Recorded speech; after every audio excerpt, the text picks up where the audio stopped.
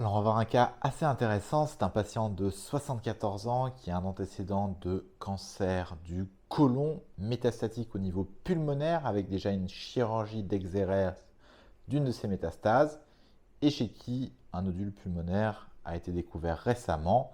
Il doit être opéré sous peu. On réalise un scanner le jour de son admission en chirurgie thoracique pour voir l'évolutivité du nodule en question. Il y aura quelques surprises. On va regarder ça ensemble. Bonjour à tous, je m'appelle Mickaël Wona, je suis radiologue au CHU à Strasbourg et je suis ravi de vous retrouver sur la chaîne. Il s'agit donc d'un patient de 74 ans qui a eu un cancer du côlon traité chirurgicalement il y a 2 ans, des métastases pulmonaires traitées par segmentectomie il y a quelques mois et chez qui un nouveau nodule pulmonaire a été détecté sur un scanner relativement récent. Le PET scanner réalisé dans la foulée montre une fixation potentiellement suspecte de ce nodule. Dans ce contexte-là, il est décidé de faire une nouvelle chirurgie d'exérèse et le patient est admis en chirurgie thoracique. À son admission, on réalise un nouveau scanner pour voir un petit peu comment est le nodule, où est-ce qu'il en est, qu'est-ce qui se passe. C'est ce scanner qu'on va regarder ensemble. Alors avant de commencer par le scanner du jour, celui qui précède la chirurgie, je vous propose de voir le scanner initial, celui réalisé il y a environ, on va dire 4 à 6 mois. Ce scanner montre, comme vous le voyez ici, la présence d'un nodule solide sous-pleural de topographie lobaire moyenne. Quand on regarde, on voit effectivement, vous voyez ici, une chaînette. Le patient a eu une wedge résection à ce niveau-là. Cette chaînette de situation apicale droite, là où il y avait les anciennes métastases. On descend, on descend, on descend, et là, en lobaire moyen, effectivement, on voit ce nodule. Quand on zoome, il s'agit d'un nodule qui présente des contours parfaitement nets, des contours réguliers, un nodule solide, avec un grand axe à environ 7 mm. Alors, chez un patient qui a des antécédents de métastases pulmonaires, chez qui on réalise un scanner de suivi, et bien quand on va trouver un nodule, évidemment et malheureusement, le premier diagnostic à évoquer, ça reste celui d'une nouvelle métastase. Et là, même si le nodule est petit, même si le nodule ne présente pas de caractéristiques en faveur ou en défaveur, le simple fait que ce nodule soit présent est en faveur du diagnostic. Évidemment, on va chercher à étayer ce diagnostic. Alors pour ceci, comme toujours, on va se baser sur les examens antérieurs et sur des examens complémentaires.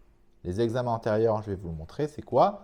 C'est un scanner que nous avions réalisé 3 mois avant. Et vous voyez, eh bien, en lieu et place du nodule de 7 mm, on avait un micro-nodule, donc un point qui fait, allez, je vais être généreux, on va le mesurer, qui fait 2 mm, quoi. Donc, effectivement, ce scanner réalisé 4 mois auparavant nous prouve que déjà, 1, ce nodule existait, de 2, ce nodule a progressé de manière très significative. Ça, ce critère d'évolutivité, c'est extrêmement en faveur du diagnostic de métastase. Donc ça, c'est les antériorités. On va aller plus loin, on va aller regarder avec des examens complémentaires supplémentaires. Le patient, je vous l'ai dit, a réalisé un PET scanner. Vous voyez sur le PET scanner le nodule et vous voyez effectivement une petite activité au niveau du FDG qui est présente malgré la petite taille du nodule. Ça vous prouve bien, la qualité des images et la finesse et la résolution spatiale à laquelle arrivent nos collègues en médecine nucléaire à l'heure actuelle. Et effectivement, on considère qu'à partir de 5-6 mm, c'est une taille suffisante pour pouvoir tenter de caractériser un nodule pulmonaire à l'aide du PET scanner, à l'aide du FDG. Et donc là, effectivement, on a une fixation qui est présente, qui n'est pas intense, on n'a pas un SOV max qui est monstrueux, mais effectivement, on a une fixation qui est présente. C'est un argument supplémentaire en faveur de la métastase. Et donc, évolutivité, PET scanner positif ont été suffisants pour décider de réaliser une chirurgie d'exérèse sans biopsie préalable.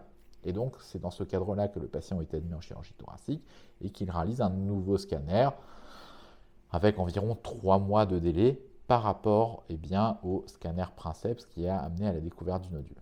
Voici le nouveau scanner.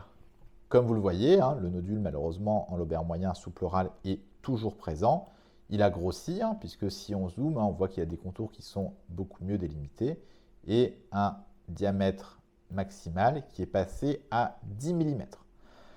Alors très important, il y a un excellent papier du professeur Revel qui date maintenant de 10 ou 15 ans, qui montre que la variabilité inter-observateur dans la mesure 2D des nodules, elle est en moyenne à 1,5 à 2 mm. Donc on considère qu'une variation de taille significative quand on fait une mesure 2D comme ceci doit être au minimum de 2 mm pour être considérée comme significative.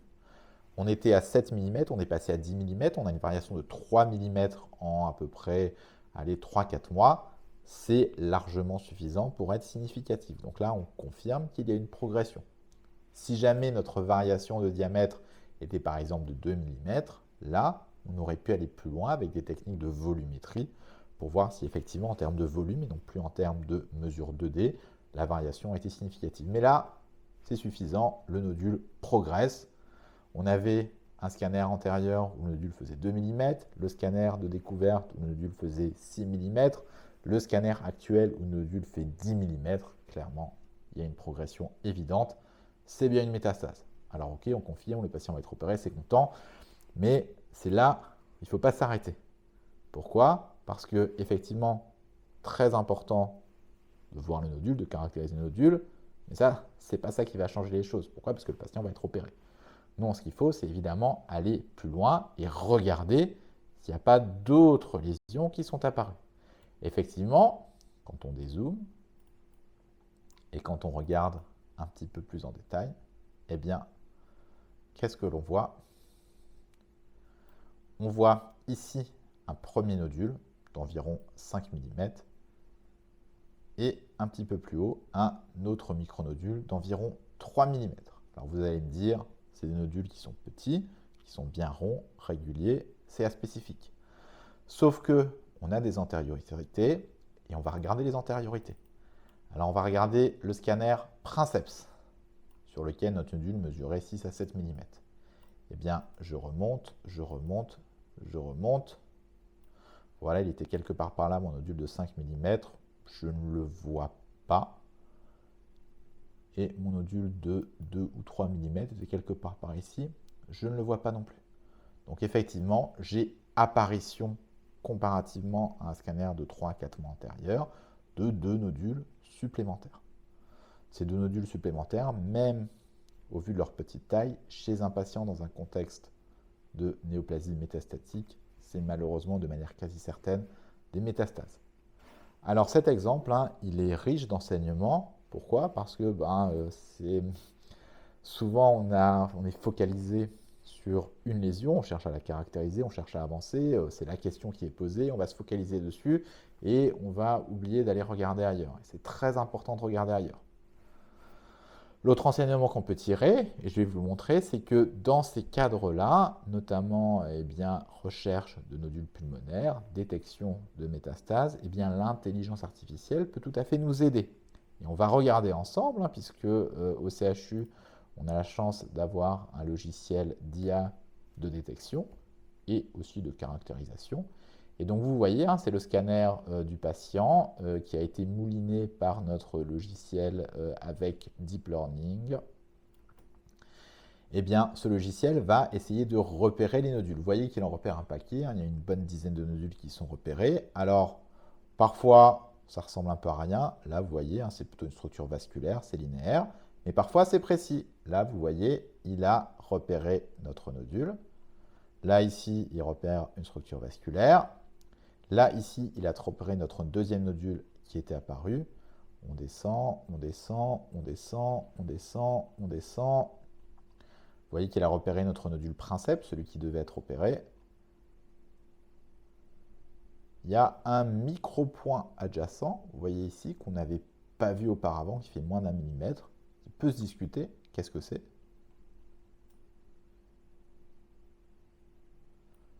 Là, c'est un nodule vraiment pleural tout à fait banal. Là, c'est une structure vasculaire. Et là, effectivement, un autre petit point millimétrique que l'on n'avait pas vu lors de notre analyse initiale. Donc, effectivement, ce logiciel d'IA, vous avez vu, il a ses défauts, hein, puisqu'il repère notamment des structures vasculaires ou autres, mais il a aussi ses qualités, c'est-à-dire qu'il va parfois nous aider à repérer des nodules vraiment de toute petite taille qui, dans ce contexte, peuvent avoir un intérêt. Alors là, la question qui va se poser, c'est qu'est-ce qu'on va faire du patient? Est-ce qu'on va l'opérer ou pas? Est-ce qu'on va le surveiller ou pas? Ça, évidemment, ce n'est pas au radiologue de décider. Hein. Tout ça, ça se décide en RCP, hein, en réunion pluridisciplinaire oncologique.